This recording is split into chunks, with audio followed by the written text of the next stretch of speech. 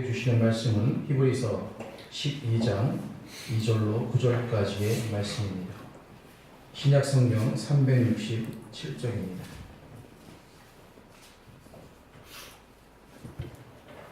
다 찾으신 줄 알고 제가 공독해 올리겠습니다.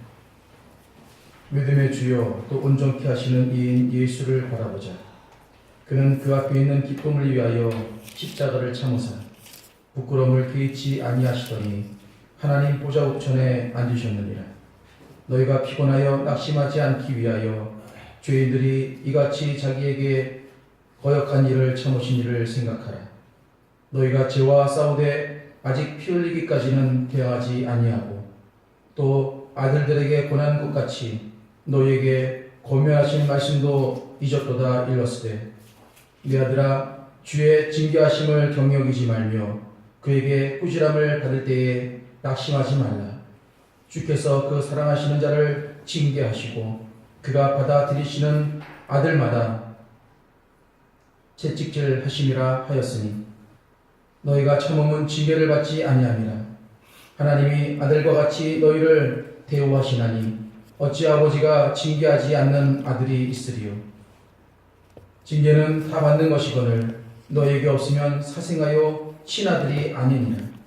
또 우리 육신의 아버지가 우리를 징계하여도 공경하였거늘 하물며 모든 영의 아버지께 더욱 복종하며 살려하지 않겠느냐. 아멘. 아멘.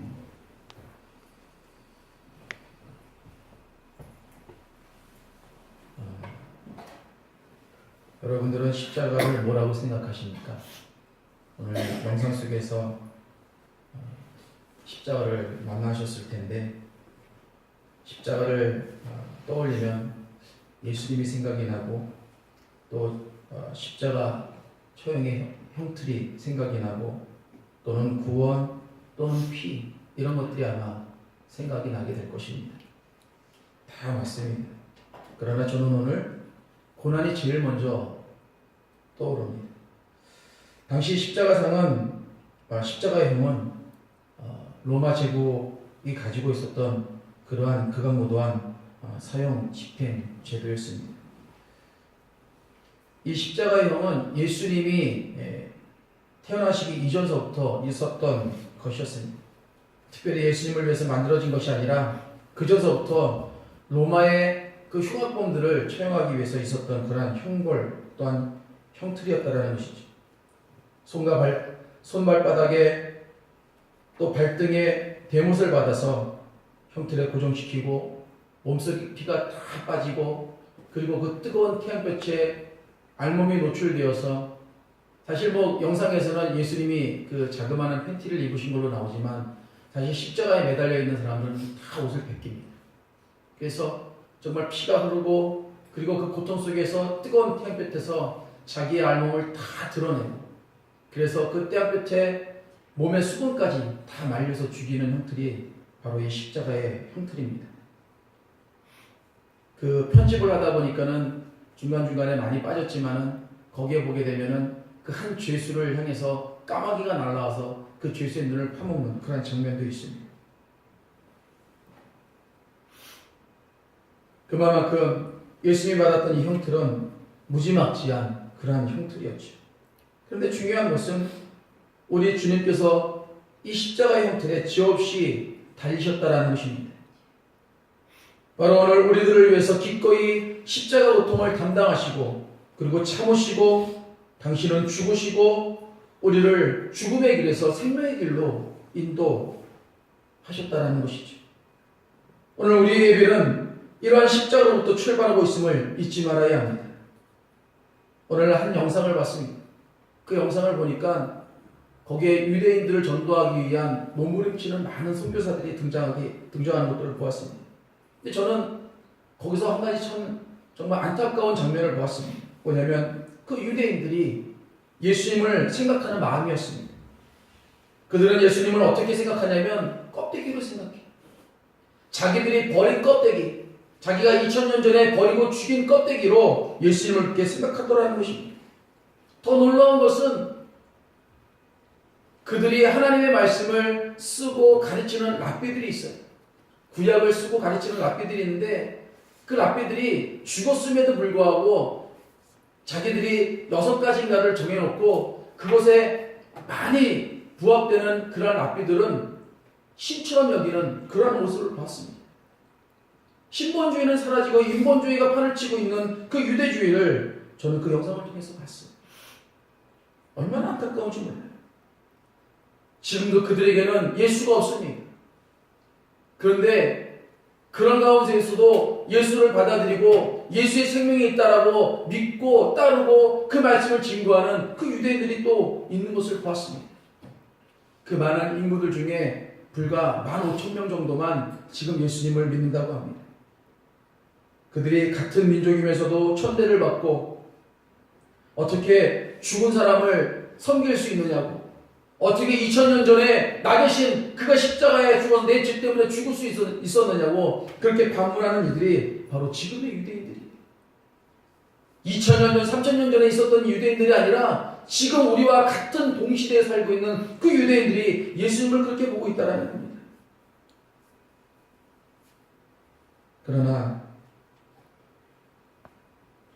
오늘 우리의 십자가는 그들이 이야기하는 그러한 십자가가 아니죠. 그 십자가는 우리를 살리신 십자가입니다. 주님의 인내로 인하여서 우리에게 고귀한 생명을 선물로 주신 십자가, 그것이 바로 예수님이 지셨던 십자가라는 것입니다.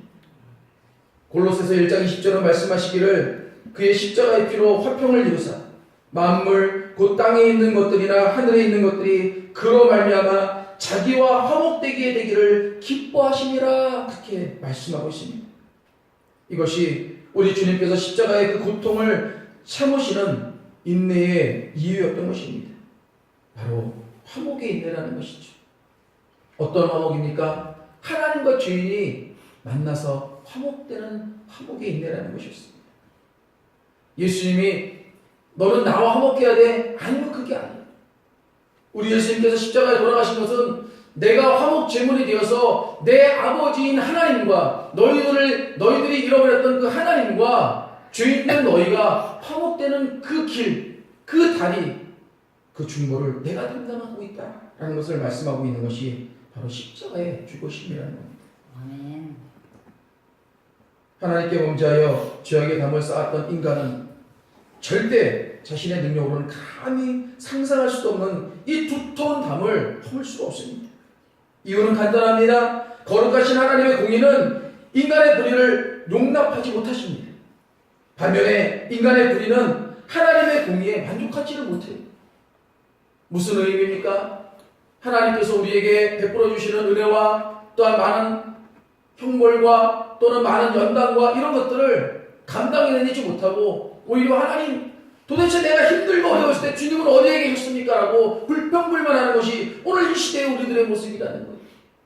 그러니까 하나님의 공의와 인간이 바라보는 그 모습은 부합될 수가 없다는 것이죠.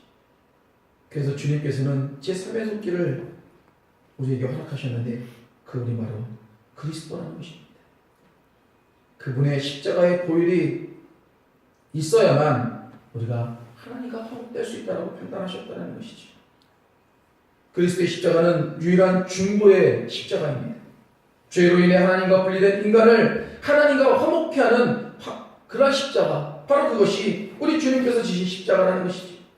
그리스도께서 십자가를 지심으로 범죄한 인간의 죄사함을 받고 또 하나님과 화목을 이루어서 그의 자녀가 되게 되는 것, 곧 그리스도의 피로 인하여서 온 인류는 하나님 앞에 온전한 자로 설 수 있게 되는 것, 그것이 우리 주님께서 지셨던 화목의 십자가요, 화목의 인내라는 것입니다.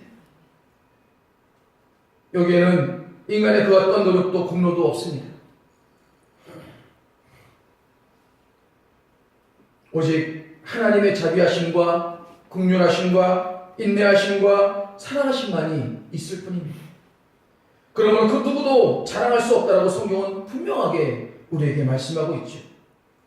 전적으로 예수 그리스도의 피 흘리심만이 있을 뿐이라고 우리에게 성경은 가르치고 있는 것입니다.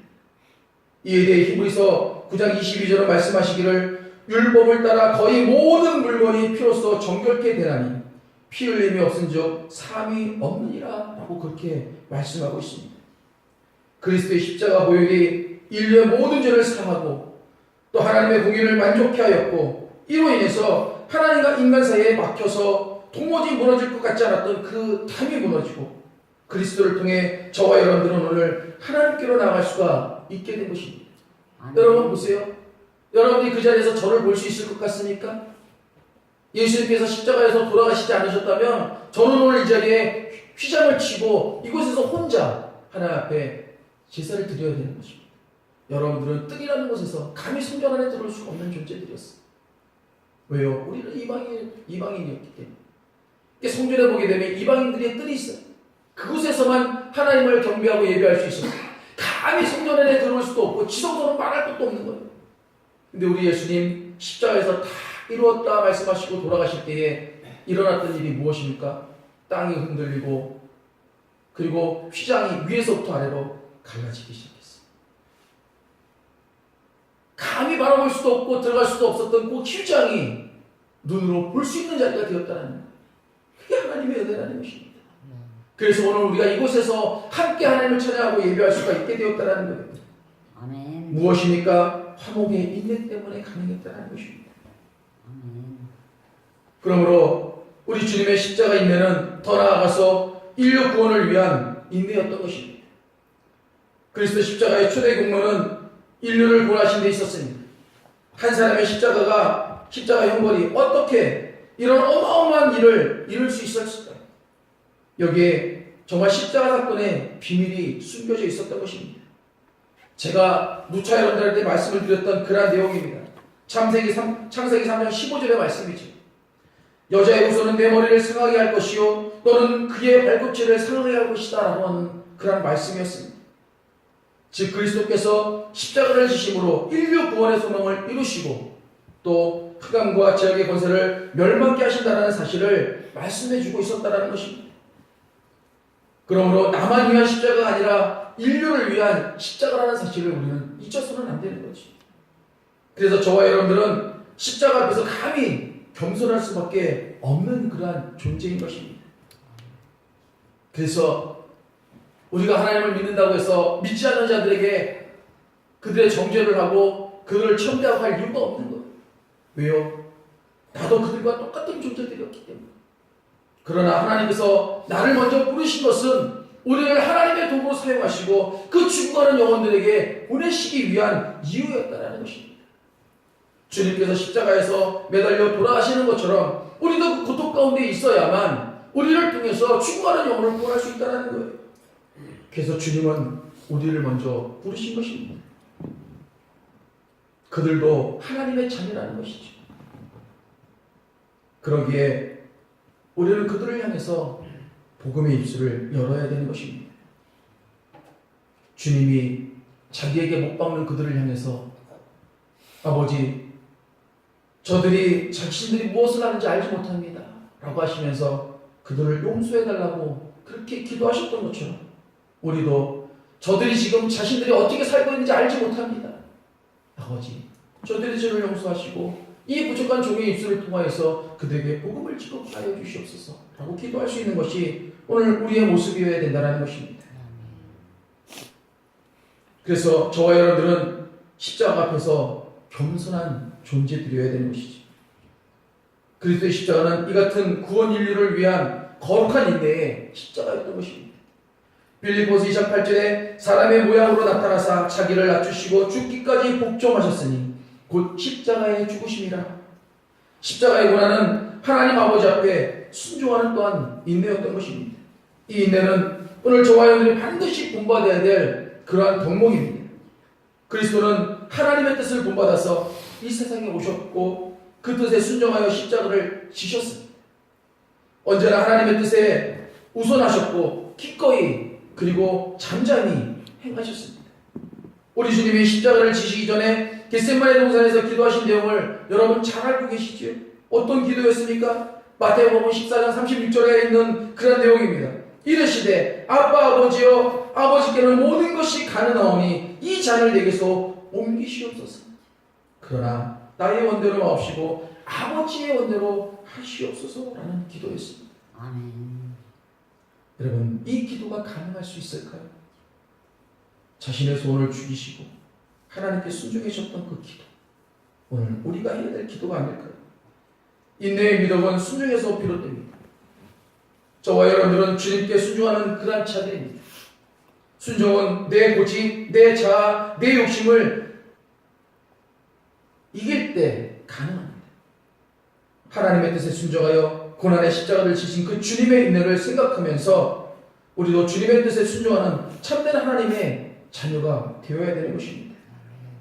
여러분 삶의 자리에서 어떤 기도를 들으시든 마음껏 기도하십시오. 하지만 마지막에 이렇게 기도하시기를 소망합니다. 나의 원대로 마옵시고 아버지의 원대로 하시옵소서라고 말합니다. 이것이 기도의 절정이요 끝일 뿐 아니라 진정 용기 있는 기도요 또한 믿음의 기도일 것입니다. 또 하나는 하나님의 말씀을 이루신 인내입니다. 사도 바울은 그리스도의 십자가 사건을 해석하면서 고린도전서 15장 3절에서 이렇게 말씀하셨습니다.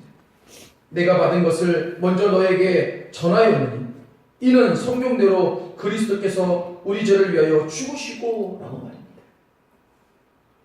그리스도의 십자가 사건은 성경, 즉 하나님의 말씀을 이루시기 위한 고난이었음을 말씀하고 있는 것입니다. 여러분, 우리가 이 땅을 살아가면서 고난 가운데 있을 때가 얼마나 많이 있어요. 힘들고 어려울 때가 얼마나 많이 있습니까? 하나님께서 한 눈먼 자에게 다가오셔서 그의 눈을 고치실 때의 일이었습니다. 제자들이 예수님에게 저 사람의 병이 누구의 잘못입니까? 라고 묻지요. 자기의 죄입니까? 아니면 부모의 죄입니까? 주님께서 그들에게 뭐라고 말씀하셨습니까? 아니다. 하나님의 영광을 위해서다. 라고 분명하게 말씀하셨어요. 고통과 고난, 힘들고 어렵죠. 괴롭죠. 감당하기가 너무도 힘듭니다. 그러나 주님은 말씀하셨습니다. 하나님의 영광을 위해서다. 오늘 우리가 삶을 살아가면서 겪는 고난이 있고 어려움이 있습니까?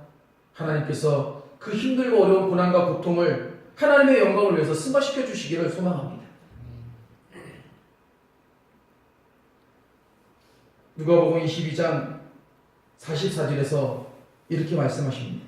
또 이르시되 내가 너희와 함께 있을 때에 너희에게 말한 바 곧 모세의 율법과 선지자의 글과 시편에 나를 가리켜 기록된 모든 것이 이루어져야 하리다 라고 말입니다.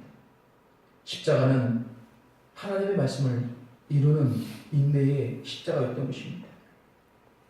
우리 주님께서는 예언대로 이 세상에 오셨습니다. 말씀대로 사셨어요. 그리고 말씀대로 죽으셨습니다.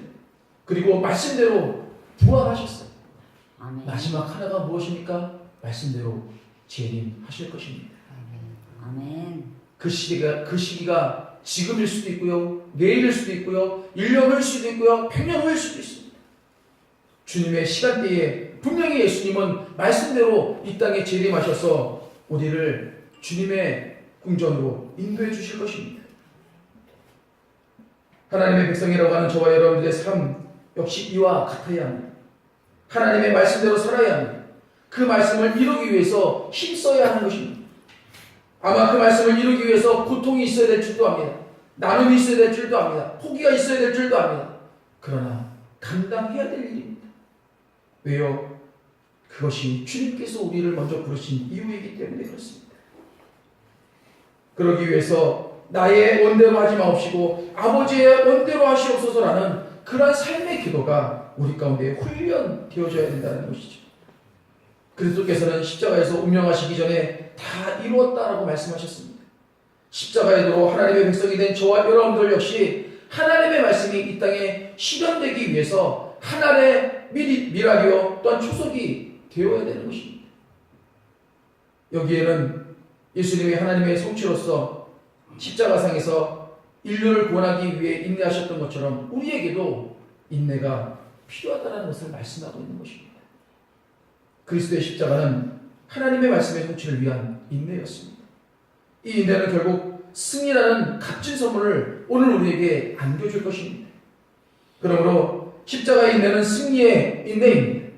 고린도전서 1장 18절에 십자가의 도가 멸망하는 자들에게는 미련한 것이요 또 구원을 받는 우리에게는 하나님의 능력이라라고 분명하게 말씀하셨습니다. 여러분, 나폴레옹이 말하기를 이렇게 이야기했습니다. 승리는 가장 많이 인내하는 자에게 주어진다 라고 말합니다. 이 세상에서 가장 많이 인내한 분이 누구십니까? 바로 우리 주님이시죠. 죽으시기까지 인내하신 분이 주님이시기 때문에 그렇습니다. 하나님 독생자로 세상에 오신 분이 죄인된 신분으로 전락하여서 형벌까지 받아야 했으니 얼마나 참기 힘든 그런 고통의 삶이었겠습니까? 그러나 주님께서는 도수장에 끌려가는 어린 양같이 참으셨습니다. 이는 승리를 위한 인내였습니다. 십자가 없이 부활은 있을 수 없는 것입니다. 주님의 십자가 인내는 부활의 놀라운 영광을 우리에게 불러드렸던 것입니다. 부활은 곧 승리요 그 부활을 믿는 저와 여러분들은 이미 승리한 자들임을 믿으시길 소망합니다. 아멘. 그러므로 우리는 이 땅에서 패배자의 삶이 아니라 반드시 승리자의 삶을 살아야 함이 마땅합니다. 아멘. 어깨를 활짝 펴십시오. 그리고 힘있게 살아가십시오. 승리의 이름 예수 그리스도의 이름으로 당당하게 이 세상을 살아내시는 저와 여러분들이 되시기를 주님의 이름으로 축복합니다. 아멘. 마지막으로 정말 중요한 인내가 있습니다. 그것은 바로 영생을 위한 인내입니다. 인간의 최대 소망은 영원히 사는 데 있죠. 그래서 많은 인류의 사람들이 어떻게 하면 영원히 살 수 있을까를 고민하고 연구를 했어요. 그러나 어떻게 됐습니까? 결국은 다 죽고 말았습니다. 살기 위해 쓰고 힘쓰는 것이 인생입니다. 우리가 이 땅에 응애하고 태어나는 그 순간서부터 살아내기 위해 얼마나 발버둥을 칩니까? 아이가 왜 태어나자마자 우는 줄 아십니까? 내가 살아있다는 것들을 증거하기 위해서 했다는 겁니다. 그런데 어떻습니까? 인생을 살아보니까 살기 위해서 살아가는 모습입니까? 아니요. 우리는 살면 살수록 죽음과 점점 가까운 인생을 살아가는 인생들이라는 것을 잊어서는 안 되는 것입니다. 아멘. 오히려 힘쓰기 위해 살기 위해서 애쓰고 힘쓰는 것이 죽음을 향해서 달려가는 인생이었다는 거예요.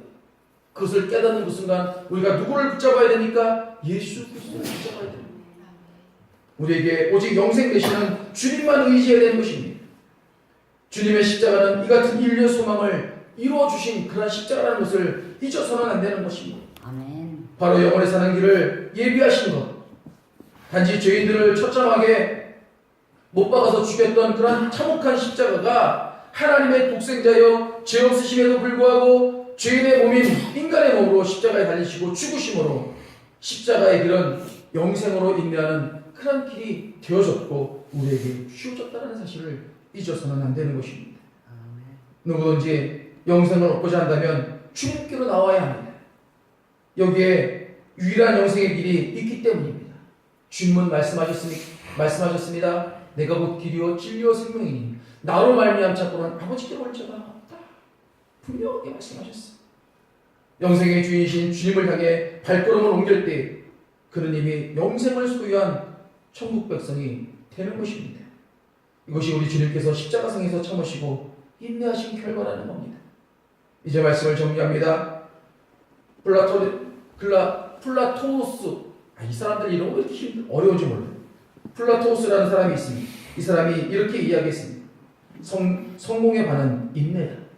인내는 어떠한 괴로움에도 듣는 영향이다 라고 말합니다. 인내는 성공으로 향하는 지름길과도 같습니다.